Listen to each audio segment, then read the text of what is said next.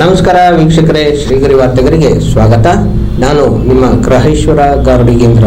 ದಿನಾಂಕ ಮಾರ್ಚ್ 10, 2025ರಂದು ಭಗೀರಥ ಚಿತ್ರದ ನಟಿಯಾದ ಚಂದನಾ ರಾಘವೇಂದ್ರ ರವರು ಮೈಸೂರಿನ ಖಾಸಗಿ ಹೋಟೆಲ್ನಲ್ಲಿ ಚಿತ್ರವನ್ನು ಕುರಿತು ಮಾತನಾಡಿದರು. ತುಂಬ ಖುಷಿ ಆಗ್ತಾ ಇದೆ. ಅಂದರೆ 5 ವಾರ ಓಡೋದು ಸಿನಿಮಾ ಅಂದರೆ ಅದೇನು ಕಡಿಮೆ ಮಾತಲ್ಲ. ಸೊ ಜನಗಳು ಒಂದು ರೀತಿ ವಿಶ್ವಾಸದಿಂದ ಸಿನಿಮಾನ ನೋಡಿ ತುಂಬ ಚೆನ್ನಾಗಿದೆ ಅಂತ ಹೇಳ್ತಾ ಇದ್ದಾರೆ. ಆ್ಯಂಡ್ ಸಾಂಗ್ಸ್ಗಳಿಗೆ ತುಂಬ ಫಿದಾಗ್ಬಿಟ್ಟಿದ್ದಾರೆ. ಖುಷಿ ಆಗ್ತದೆ. ಮತ್ತು ಈಗ ನೆಕ್ಸ್ಟ್ ನಿಮ್ಮ ಇದೇ ಕಂಪ್ನಿಯಲ್ಲಿ ಪಿಕ್ಚರ್ ಆಗುವಂಥದ್ದು ಭಗೀರಥ ಪಾರ್ಟ್ 2 ಮಾಡಬೇಕು ಅಂತ ಹೇಳ್ತಾ ಇದ್ದಾರೆ. ನೋಡಬೇಕು ಏನು ಮಾಡ್ತಾರೆ ಅಂತ ಗೊತ್ತಿಲ್ಲ. ಕಲೆಕ್ಷನ್ ವೈಸ್ ಎಲ್ಲ ಓವರಾಲ್ ಸ್ಟೇಟ್ ಚೆನ್ನಾಗಿದೆ ಅಂತ ಹೇಳ್ತಾ ಇದ್ದಾರೆ. ಅಂದರೆ ನಾನು ಫಸ್ಟ್ ಶೋ ಹೋಗಿದ್ದಿದ್ದು. ಅಂದರೆ ಅದಾದಮೇಲೆ 1 ವೀಕ್ ಆದಮೇಲೆ ಮತ್ತೆ ರಿವಿಸಿಟ್ ಮಾಡಿದ್ವಿ. ಸೊ ಜನ ಎಂಜಾಯ್ ಮಾಡ್ತಾ ಇದ್ದಾರೆ. It's really nice, it's fun ಅಂತ ಹೇಳ್ತಾ ಇದ್ದಾರೆ. ಸಾಂಗ್ಸ್ಗಳಂತೂ ತುಂಬ ಚೆನ್ನಾಗಿ ಬಂದಿದೆ. ನನ್ನ ಫೇವ್ರೆಟ್ ಪಾರ್ಟ್ ಅಂತೂ ಸಾಂಗ್ಸ್ಗಳು. ಸೊ ಸಾಂಗ್ಸ್ಗಳು ಚೆನ್ನಾಗಿದೆ. ಸಿನಿಮಾದಲ್ಲಿ ಯಾವುದು ಹೈಲೈಟ್ ಅಂತ ಅನಿಸಿದೆ? ಸಾಂಗ್ ಬಿಟ್ಟರೆ ಬೇರೆ? ಸಾಂಗ್ ಬಿಟ್ಟರೆ ನನ್ನ ಪ್ರಕಾರ ಕತೆ ತುಂಬ ಚೆನ್ನಾಗಿದೆ. ಆ್ಯಂಡ್ ಡೈರೆಕ್ಷನ್ ಪಾರ್ಟ್ ತುಂಬ ಚೆನ್ನಾಗಿ ಮಾಡಿದ್ದಾರೆ. JP ಅವರು ಭಗೀರಥನ ಪ್ರಯತ್ನ ಮಾಡಿದ್ದಾರೆ ಸಿನಿಮಾದಲ್ಲಿ. ಸೊ ಓವರಾಲ್ ಸಿನಿಮಾ ತುಂಬ ಚೆನ್ನಾಗಿದೆ ಅಂತ ಹೇಳೋದಕ್ಕೆ ಇಷ್ಟಪಡ್ತೀನಿ.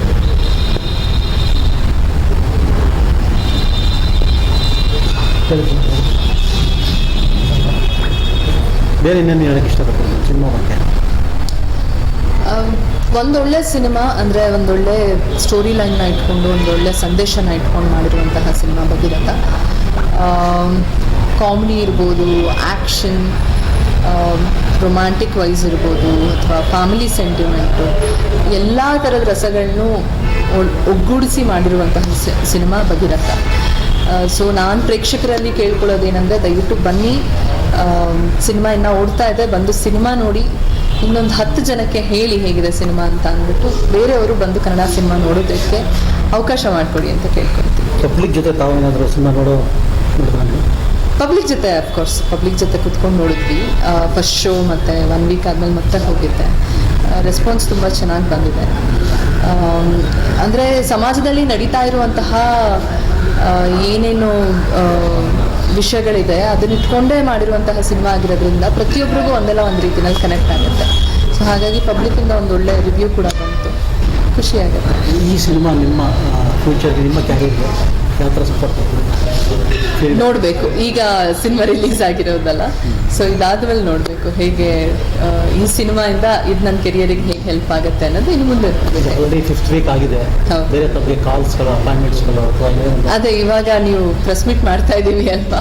ಸೊ ಇದಾದ್ಮೇಲೆ 5th ವೀಕ್ ಓಡಿದೆ ಅಂತ ಜನಕ್ಕೆ ಗೊತ್ತಾದ ಮೇಲೆ, ಇಂಡಸ್ಟ್ರಿಗೆ ಗೊತ್ತಾದ ಮೇಲೆ ಬಹುಶಃ ಐ ಮೈಟ್ ಗೆಟ್ ಅ ಕಾಲ್.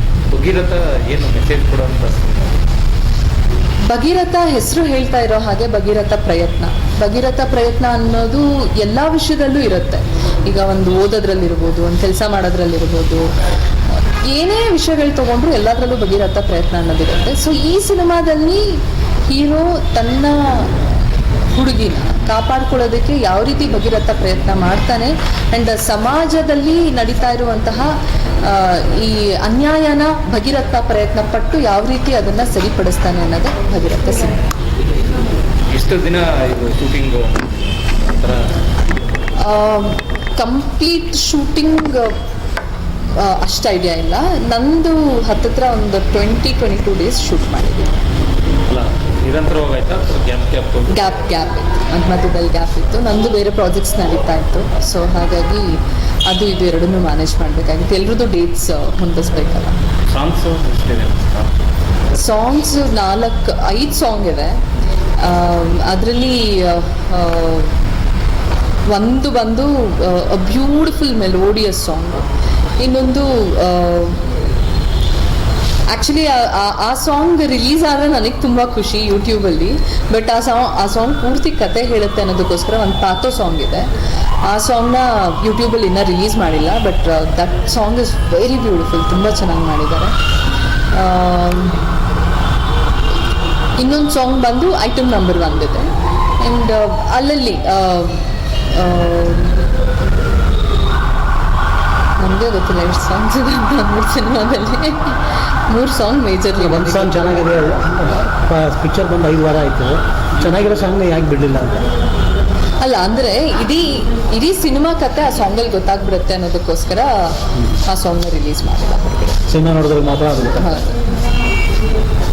ಈಗ ನಿಮ್ಮ ಫೈಟಿಂಗ್ಸು ಇವೆಲ್ಲ ಯಾವ ಥರ ಎಷ್ಟಿದೆ ಫೈಟಿಂಗ್? ಒಂದು JP ಅವ್ರದ್ದೇ ಮ್ಯಾಕ್ಸಿಮಮ್, ಸೂರ್ಯಪ್ರಕಾಶ್ ಅವ್ರದ್ದೇ ಫೈಟಿಂಗ್ ಸೀಕ್ವೆನ್ಸ್ ಎಲ್ಲ ಇರೋದು. ನಂದು ಫಸ್ಟ್ ಟೈಮ್ ನಾನು ರೋಪ್ ಸೀಕ್ವೆನ್ಸ್ ಏನೋ ಮಾಡಿಸಿದ್ರು ಥ್ರಿಲ್ಲರ್ ಮಂಜು ಸರ್. ಒಂದು ಚೂರು ಪ್ರಾಬ್ಲಮ್ ಇಲ್ದಂಗೆ 1 ಟೇಕಲ್ಲೇ ಮಾಡಿಸ್ಬಿಟ್ರು ಅವರು. ಆಕ್ಸಿಡೆಂಟ್ ಆಗುತ್ತೆ, ಸೊ ಮೇಲಕ್ಕೆ ಹಾರ್ಕೊಂಡು ಹೋಗಿ ಬೀಳೋದು, ಆ ಥರದ್ದೆಲ್ಲ ಏನೇನೋ ಸಾಹಸ ಮಾಡಿಸಿದ್ದಾರೆ. It's come out good. ನಿಮ್ಮದು ಸಿನಿಮಾದಲ್ಲಿ ಫಸ್ಟ್ ಪಿಕ್ಚರ್ ಅಂತ? ಇಲ್ಲ ಇಲ್ಲ, ಇದಕ್ಕಿಂತ ಮುಂಚೆ ಹತ್ತಿರ 7 ಸಿನಿಮಾ ಮಾಡಿದ್ದೀನಿ. ಇದು ನಂದು 8ನೇ ಸಿನಿಮಾ. ಈ ಸಿನಿಮಾಗೂ ಏನು, ಈ ಸಿನಿಮಾ ಮತ್ತು 7 ಬೇರೆ 7 ಸಿನಿಮಾ ಅಂದರೆ ನನ್ನ ಪ್ರತಿಯೊಂದು ಸಿನಿಮಾದಲ್ಲೂ ಬೇರೆ ಬೇರೆ ತರಹದ ಪಾತ್ರ ಇರುತ್ತೆ. ಒಂದು ಸಿನಿಮಾದಲ್ಲಿ ಸೈಂಟಿಸ್ಟ್ ಆಗಿ ವರ್ಕ್ ಮಾಡಿದ್ದೀನಿ, ಇನ್ನೊಂದು ಸಿನಿಮಾದಲ್ಲಿ ಜರ್ನಲಿಸ್ಟ್ ಆಗಿ ವರ್ಕ್ ಮಾಡಿದ್ದೀನಿ, ಇನ್ನೊಂದು ಸಿನಿಮಾದಲ್ಲಿ ತಾಯಿ ಮಗಳು ಪಾತ್ರ ಆ ಥರ, ಆ್ಯಂಡ್ ಇನ್ನೊಂದು ಸಿನಿಮಾದಲ್ಲಿ ಸಿಕ್ಕಾಪಟ್ಟೆ ಸಾಹಸ ಎಲ್ಲ ಮಾಡೋವಂಥದ್ದು ಒಂದು ಪಾತ್ರ. ಸೊ ಇದರಲ್ಲಿ ಒಬ್ಬರು ಜರ್ನಲಿಸ್ಟ್, ಒಬ್ಬರು ರೆಸ್ಪಾನ್ಸಿಬಲ್ ಜರ್ನಲಿಸ್ಟ್, ಆ್ಯಂಡ್ ಆಗಲೇ ಹೇಳಿದಾಗೆ ಅನ್ಯಾಯದ ವಿರುದ್ಧ ಹೋರಾಡುವಂತಹ ಜರ್ನಲಿಸ್ಟ್ ಪಾತ್ರ ಮಾಡಿದ್ದೀನಿ. ಆ್ಯಂಡ್ ಮೊದಲನೇ ಫಸ್ಟ್ ಹಾಫ್ನಲ್ಲಿ ಕಂಪ್ಲೀಟಾಗಿ ವಟ ಅಂತ ಮಾತಾಡ್ತಾ ಇರ್ತೀನಿ, ಸೆಕೆಂಡ್ ಹಾಫ್ ಪೂರ್ತಿ ಕೋಮನಲ್ಲಿ ಇರ್ತೀನಿ. ಸೊ ಈ ಥರ ಹೋಗುವಂಥ ಪಾತ್ರ. ಅಲ್ಲ, ಇದು ಫಸ್ಟ್ ಫಿಲಮ್ ಹೀರೋಯಿನ್ ಆಗಿ ಮಾಡ್ತಾರಲ್ಲ? ಇಲ್ಲ, 8ನೇ ಸಿನಿಮಾ ಹೀರೋಯಿನ್ ಪಾತ್ರ. ಜರ್ನಲಿಸ್ಟ್ ಪಾತ್ರ ನಿಮ್ಗೆ ಹಿಡಿಸ್ತಾ ನನಗೆ ಖಂಡಿತವಾಗ್ಲೂ. ಸಮಾಜದಲ್ಲಿ ಏನು ನಡೀತಿದೆ ಅಂತ ಸಮಾಜಕ್ಕೆ ತಿಳಿಸ್ಕೊಡೋದೇ ಜರ್ನಲಿಸ್ಟ್ ಆಗಿರೋದ್ರಿಂದ. ಸೊ ಆ ಪಾತ್ರ ಮಾಡೋದಕ್ಕೆ ಒಂದು ಹೆಮ್ಮೆ ಅನಿಸುತ್ತೆ. I feel lucky. ಆ್ಯಂಡ್ ಪ್ರತಿಯೊಂದು ಪಾತ್ರನೂ ಇವಾಗ ಆ್ಯಕ್ಟ್ ಮಾಡೋರಿಗೆ, ಆ್ಯಕ್ಟರ್ಸ್ಗಳಿಗೆ ಪ್ರತಿಯೊಂದು ಪಾತ್ರದಲ್ಲೂ ಒಂದು ಖುಷಿ ಕೊಡುತ್ತೆ. ಆ್ಯಂಡ್ ಆ ಪಾತ್ರ ಮಾಡಬೇಕಾದ್ರೆ ಅದ್ರದ್ದು ವೆಯ್ಟೇಜ್ ಏನು, ಆ್ಯಂಡ್ ಅವ್ರು ಪಡುವಂಥ ಕಷ್ಟಗಳೇನು ಅನ್ನೋದು ಆ ಪಾತ್ರ ಮಾಡಬೇಕಾದ್ರೆ ನಿಜವಾಗ್ಲೂ ಗೊತ್ತಾಗುತ್ತೆ. ಈ ಕಮರ್ಷಿಯಲ್ ಆಸ್ಪೆಕ್ಟಲ್ಲಿ ಇಂಡಸ್ಟ್ರಿನಲ್ಲಿ ಯಾವ ಥರ ಒಪಿನಿಯನ್ ಇದೆ? ಅಪಾರ್ಟ್ ಫ್ರಮ್ ಪಬ್ಲಿಕ್, ಇಂಡಸ್ಟ್ರಿನಲ್ಲಿ ಯಾವ ಥರ ಒಪಿನಿಯನ್? ಇಂಡಸ್ಟ್ರಿನಲ್ಲಿ ಅದೇ ಸ್ಯಾಟಲೈಟ್ ರೈಟ್ಸು ಮತ್ತು ಡಿಜಿಟಲ್ ರೈಟ್ಸ್ ಎಲ್ಲ ಮಾತಾಡ್ತಾ ಇದ್ದಾರೆ. ಸೊ ಸಿನಿಮಾ ಥಿಯೇಟರ್ನಲ್ಲಿ ಇನ್ನೂ ಓಡ್ತಾ ಇರೋದ್ರಿಂದ still the talks are going on. ನೋಡಬೇಕು ಅದೆಲ್ಲ ಪ್ರೊಡ್ಯೂಸರ್ಸ್ಗಳು ಏನು ಮಾಡ್ತಾರೆ, ಯಾರಿಗೆ ಸೇಲ್ ಮಾಡ್ತಾರೆ.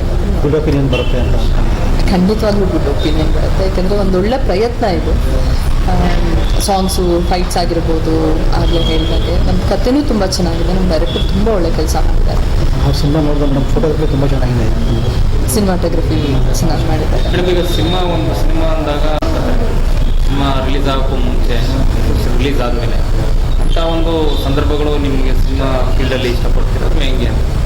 ಕಾಂಟ್ರವರ್ಸಿ ಅನ್ನೋದು ಅಂದರೆ ನೀವು ಪರ್ಸನಲ್ ಆಗಿ ಕೇಳ್ತಾ ಇದ್ದೀರಾ ಅಥವಾ? ಈಗ ಒಂದು ಸಿನಿಮಾ ರಿಲೀಸ್ ಆಗೋಕ್ಕೂ ಮುಂಚೆ ಕ್ರಿಯೇಟ್ ಮಾಡ್ತಾರೆ. ನಂಗೆ ಅದ್ರಲ್ಲಿ ನಂಬಿಕೆ ಇಲ್ಲ. ಯಾಕಂದರೆ ಕಂಟೆಂಟ್ ಚೆನ್ನಾಗಿತ್ತು ಅಂದರೆ ಖಂಡಿತವಾಗ್ಲೂ ಜನ ಬಂದು ನೋಡ್ತಾರೆ. ಒಂದು ಮಾಧ್ಯಮದವ್ರದ್ದು ಪಾತ್ರ ತುಂಬ ಪ್ರಾಮುಖ್ಯತೆ ವಹಿಸುತ್ತೆ. ಅಂದರೆ ಒಂದು ಸಿನಿಮಾ ಮಾಧ್ಯಮದವ್ರು ಬಂದು ಕೂತ್ಕೊಂಡು ನೋಡಿದಾಗ ಜೆನ್ಯೂನ್ ರಿವ್ಯೂ ಅವ್ರು ಕೊಡ್ತಾರೆ. ಇವಾಗ ನಾವು ಮಾಡಿರೋದು ನಮಗೆ ಚಂದ.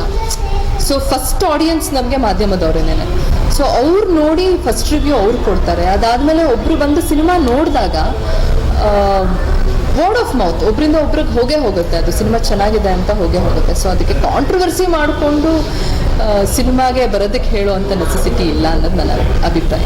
ನೀವು ಸಿನಿಮಾ ರಂಗ ಬಂದಿದ್ರಿ, ಏನೋ ರಂಗಭೂಮಿಯಿಂದ ಬಂದಿದ್ದೀರಾ ಅಥವಾ ಡೈರೆಕ್ಟಾಗಿ? ಆ್ಯಕ್ಚುಲಿ ಈ ಫೀಲ್ಡ್ನ ಚೂಸ್ ಮಾಡಬೇಕು ಅನ್ನೋದು ನನ್ನ ಐಡಿಯಾ ಇರಲಿಲ್ಲ. ಕಾಸ್ಟಿಂಗ್ ಡೈರೆಕ್ಟರ್ ಒಬ್ಬರು ಆಫೀಸಲ್ಲೆಲ್ಲೋ ನೋಡಿ ಕೇಳಿದ್ರು ಮಾಡ್ತೀರಾ ಸಿನಿಮಾ ಅಂತ ಅಂದ್ಬಿಟ್ಟು. ಫಸ್ಟ್ ಮಾಡಿದ್ದು ನಾನು ತಮಿಳ್ ಸಿನಿಮಾ ಮೀರಾಳ ಕೃಷ್ಣ ಅಂತ ಅಂದ್ಬಿಟ್ಟು. ಸೊ ಅಲ್ಲಿಂದ ನನ್ನ ಜರ್ನಿ ಸ್ಟಾರ್ಟ್ ಆಗಿತ್ತು. ಫ್ರೆಶ್ ಫೇಸ್ ಹುಡುಕ್ತಾ ಇದ್ದೀವಿ ಅಂತ ಆಲ್ಮೋಸ್ಟ್ ಒಂದು 12 ಇಯರ್ಸಿಗೆ ಮುಂಚೆ, ತುಂಬ ಚಿಕ್ಕವಳಿದ್ದಾಗ ಸ್ಟಾರ್ಟ್ ಮಾಡಿದ್ದು. ಸೊ ಅದು ನನ್ನ ಫಸ್ಟ್ ಸಿನಿಮಾ, ಹಾಗೆ ಕಂಟಿನ್ಯೂ ಆಯಿತು ಅದು. ಮೈಸೂರಲ್ಲಿ 5ನೇ ವಾರ ನಡೀತಾ ಇರುವಂತಹ ನಮ್ಮ ಸಿನಿಮಾ ಪ್ರಮೋಷನ್ಸ್ ಬಗ್ಗೆ ಮಾತಾಡೋದಕ್ಕೆ ಅಂತ ಮಹಾರಾಣಿ ಸೈನ್ಸ್ ಕಾಲೇಜ್ ಮತ್ತು ಕಾಮರ್ಸ್ ಕಾಲೇಜ್ ಹೋಗಿ ಎಲ್ಲರೂ ಮೀಟ್ ಮಾಡಿ ಪ್ರಿನ್ಸಿಪಲ್ ಮತ್ತು ಫ್ಯಾಕಲ್ಟಿ ಮೆಂಬರ್ಸು ಅಲ್ಲಿರುವಂತಹ ಸ್ಟೂಡೆಂಟ್ಸ್ಗಳ ಜೊತೆ ಮಾತಾಡಿಸಿ ಪ್ರಮೋಷನ್ ಮಾಡ್ಕೊಂಡು ಬಂದ್ವಿ. ತುಂಬ ಒಳ್ಳೆ ರೆಸ್ಪಾನ್ಸ್ ಬಂದಿದೆ. ಎಲ್ಲರೂ ಈ ವಾರ ಹೋಗಿ ಸಿನಿಮಾ ನೋಡ್ತೀವಿ ಅಂತ ಹೇಳ್ತಾ ಇದ್ದಾರೆ. ನಮಗೂ ಕೇಳ್ಕೊಳ್ಳೋದೇನೆಂದರೆ ಒಂದೊಳ್ಳೆ ಸಿನಿಮಾ ರಿಲೀಸ್ ಆಗಿದೆ, ದಯವಿಟ್ಟು ಫ್ಯಾಮಿಲಿ ಸಮೇತ ಹೋಗಿ ಸಿನಿಮಾನ ನೋಡಿ ಅಂತ ಕೇಳ್ಕೊಳ್ತೀನಿ. ಮತ್ತೆ ಮುಂದಿನ ವಾರ್ತೆಗರಿಯಲ್ಲಿ ಭೇಟಿಯಾಗೋಣ. ಶ್ರೀಗರಿ, ನಿಮ್ಮ ಮನದಾಳದ ಗರಿ. ನಮಸ್ಕಾರ. ಶ್ರೀಗರಿ, ನಿಮ್ಮ ಮನದಾಳದ ಗರಿ. ಶ್ರೀಗರಿ, ನಿಮ್ಮ ಭಾವನೆಗಳ ಗರಿ. ಶ್ರೀಗರಿ, ನಾಡಿನ ಹೆಮ್ಮೆಯ ಗರಿ. ಮನೆ ಮನಗಳ ಗರಿದು ಶ್ರೀಗರಿ, ತನು ಮನ ಧನಗಳ ಗರಿದು ಶ್ರೀಗರಿ, ವಿಶ್ವದ ದೇಶದ ನಾಡಿನ ಗರಿದು ಶ್ರೀಗರಿ. ಶ್ರೀಗರಿ ಶ್ರೀಗರಿ ಶ್ರೀಗರಿ ಶ್ರೀಗರಿ ಶ್ರೀಗರಿ, ನಿಮ್ಮ ಮನದಾಳದ ಗರಿ.